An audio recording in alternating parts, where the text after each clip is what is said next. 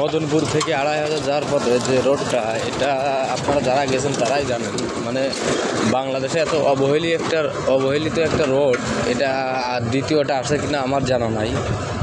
তো মদনপুর থেকে 2500 যাইতে গেলে ভাই আপনারা যারাই যাইতে চান একটু সময় করে একটু টাইম নিয়ে আসবেন, কারণ টাইম নিয়ে না আসলে আপনারা যাইতে পারবেন না।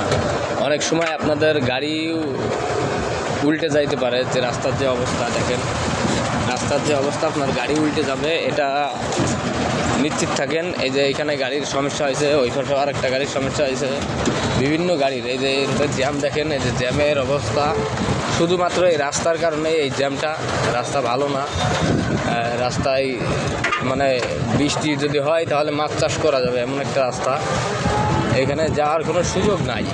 আর বেশি সমস্যা হচ্ছে এখানে অলিম্পিক কোম্পানি, এনাদের যে গাড়িটা থাকে এই গাড়িটাও জ্যাম ঘটে, কারণ ওদের ফ্যাক্টরির ওইখান থেকে গাড়িটা বেরোলেও একটু জ্যাম পাবে। তারপর ওইটা কোনো বিষয় না, বিষয় মেন হচ্ছে রাস্তার অবস্থা, কন্ডিশনটা দেখেন।